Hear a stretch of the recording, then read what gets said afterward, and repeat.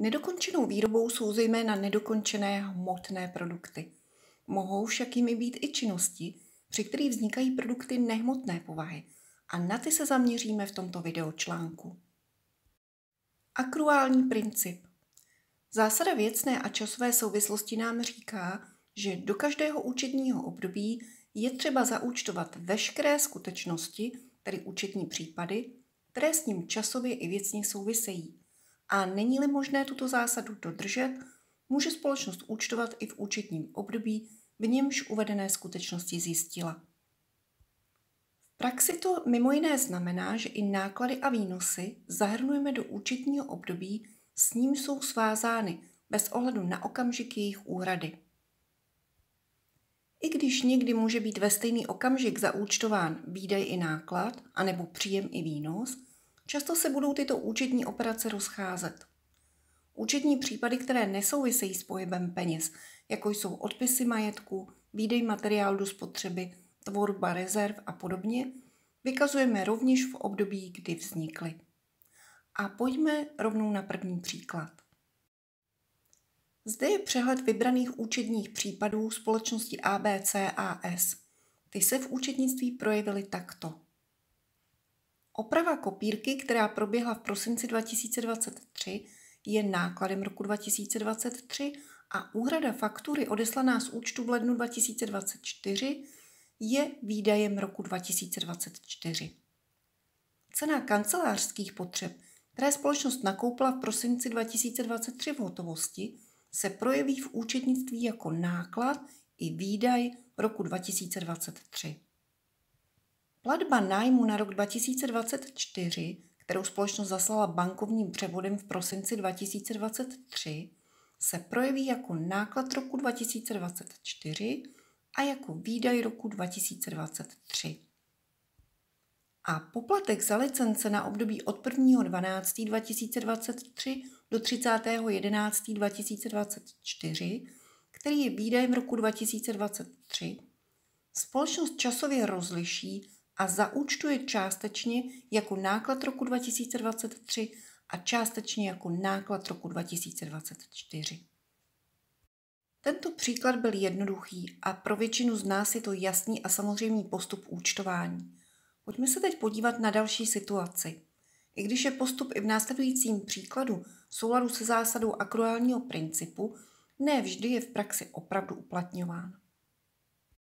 Společnost Poradenská AS připravovala pro klienta rozsáhlejší projekt, u kterého nebylo možné předat žádná dílčí plnění. V souladu se zásadou opatrnosti můžeme o výnosu účtovat až v okamžiku, kdy je realizován, to jest v okamžiku, kdy na výnos vznikl jistý nárok. Proto společnost projekt vyfakturovala v souladu se smlouvou až po dokončení a po schválení ze strany klienta v květnu 2023. Na tomto projektu pracovali v roce 2022 i v roce 2023 externí spolupracovníci, kteří svou práci fakturovali společnosti Poradenská AS průběžně každý měsíc. Aby byl dodržen akruální princip, bylo třeba, aby společnost vykázala výnosy i náklady související s tímto projektem ve stejném účetním období. Znamená to, že i když externí pracovníci část prací odvedli a fakturovali již v roce 2022, vykáže je společnost jako náklady roku 2023. A my se teď podíváme na to, jak docílit v účetnictví toho, aby byly náklady a výnosy vykázány ve stejném účetním období. Nedokončené činnosti, při nichž nevznikají hmotné produkty. K časovému rozlišení nákladů na nedokončené zakázky využijeme jeden z nástrojů, který nám účetní předpisy nabízí, a tím je nedokončená výroba. O nedokončené výrobě účtují samozřejmě výrobní podniky, zemědělské podniky a podobně. V souladu s paragrafem 9 prováděcí vyhlášky pro podnikatele jsou však nedokončenou výrobou rovněž nedokončené činnosti, při nichž nevznikají hmotné produkty. Nedokončená výroba vzniká v důsledku rozpracovaných zakázek, zejména v rámci opravárenské činnosti, projektové, výzkumné a vývojové činnosti nebo IT služeb, v rámci poskytování právních, daňových, účetních a auditorských služeb, nebo v rámci poskytování reklamních či konzultačních služeb a podobně. O nedokončené výrobě účtujeme prostřednictvím účtu 121 nedokončená výroba a 581 změna stavu nedokončené výroby. Nejpozději k rozvahovému dni převedeme náklady vynaložené na nedokončené zakázky na účet nedokončené výroby. V okamžiku, kdy je některá ze zakázek dokončena a vznikne nárok na výnos, rozpustíme část nedokončené výroby. A to v té výši, která odpovídá objemu nákladů s touto zakázkou souvisejících. Vycházíme přitom z kalkulace, ze které je patrné, jaké náklady byly na toto dílčí plnění nebo zakázku vynaloženy a v jaké výši. Také nedokončená výroba podléhá inventarizaci. V tomto případě provedeme dokladovou inventuru. A pojďme si vše shrnout v příkladu. Společnost Slunečnice s.r.o. poskytuje IT služby. Kromě jiného tvoří webové stránky na zakázku. Na těchto zakázkách pracují externí pracovníci i zaměstnanci společnosti. Některé zakázky trvají i několik měsíců. Náklady vznikají průběžně, výnosy však vznikají v souladu se smlouvou až po dokončení zakázky. K 31.12.2023 připravil pan Nováček celkový přehled zakázek za rok 2023. Z přehledu vyplynulo, že 4 zakázky, které započaly v roce 2023, dokončí společnost až v roce 2024. K nedokončeným zakázkám bylo nutné přiřadit náklady, které společnost na tyto zakázky v roce 2023 vynaložila. Jedná se o náklady na mzdy, včetně sociálního a zdravotního pojištění a také o práce fakturované externími spolupracovníky. Paní Veselá účetní společnosti zaúčtovala tyto náklady v průběhu roku 2023 na účty 518 ostatní služby, 521 mzdové náklady a 524 zákonné sociální a zdravotní pojištění a přiřadila jim v účetnictví odpovídající zakázky. Proto pro ní bylo snadné zjistit výši nákladů na ty zakázky, které nebyly dokončeny.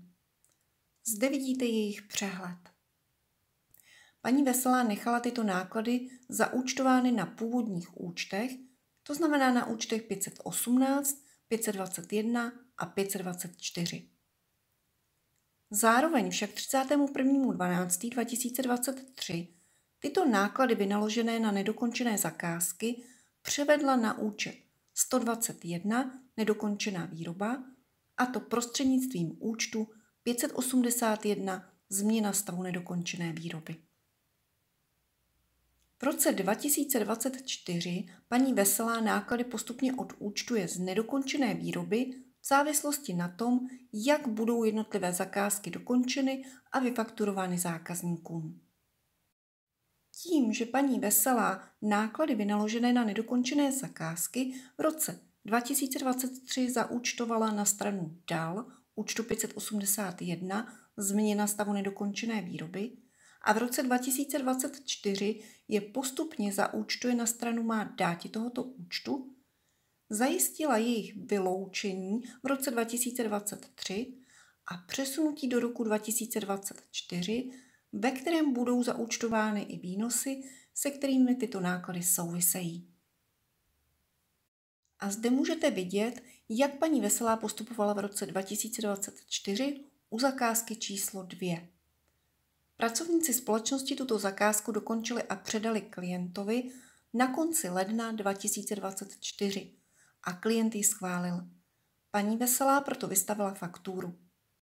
Společnost na tuto zakázku vynaložila v roce 2023 náklady ve výši 59 132 korun. Ty paní Veselá převedla v roce 2023 na účet 121 nedokončená výroba. Další náklady společnost vynaložila ještě v lednu 2024. Tyto náklady paní Veselá zaúčtovala přímo na účty 518, 521 a 524 a přiřadila jim zakázku číslo 2. A obdobně jako u zakázky číslo 2 bude paní Veselá postupovat i u dalších zakázek.